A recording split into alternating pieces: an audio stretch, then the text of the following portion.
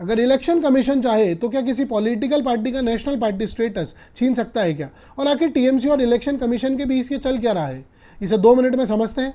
सबसे पहले एक बात क्लियर कर लीजिए कि सोशल मीडिया पर ना बहुत सारे रूमर्स चलते रहते हैं, लेकिन किसी भी पॉलिटिकल पार्टी का स्टेटस ना तो एक दिन में मिलता है ना ही एक दिन में छीना जाता है।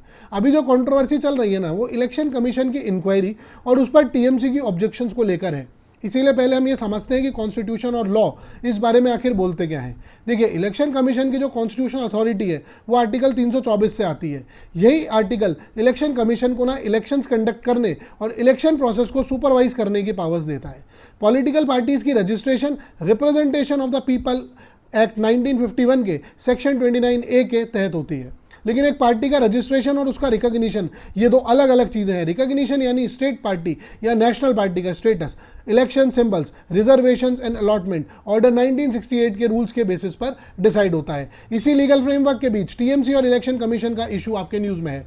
पॉलिटिकल लीडर्स ने इलेक्शन कमीशन की इंक्वायरी पर अपने ऑब्जेक्शंस रखी, जबकि इलेक्शन कमीशन अपनी कॉन्स्टिट्यूशनल पावर्स के तहत प्रोसेस फॉलो करने की बात करता है।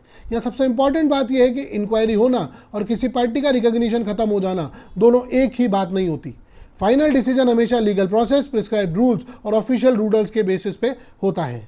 देखिए, यूपीएससी के लिए ये इशू से आप 3 कॉन्सेप्ट्स याद रखें। Article 324 which is power of election commission, registration versus recognition of political parties, free and fair elections, Indian democracy का बेसिक फीचर। ये सिर्फ करंट अफेयर्स नहीं बल्कि पॉलिटी और गवर्नेंस का एक कोर कॉन्सेप्ट है।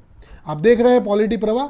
अगर आप यूपीएससी, पीएसआईआर, यूजीसी नेट या राजस्थान एग्जाम्स की प्रिपरेशन कर रहे हैं तो ऐसे ही कॉन्स्टिट्यूशन और करंट अफेयर्स को सिंपल लैंग्वेज में समझने के लिए हमारे चैनल को फॉलो ज़रूर कीजिए। जय हिंद, थैंक यू।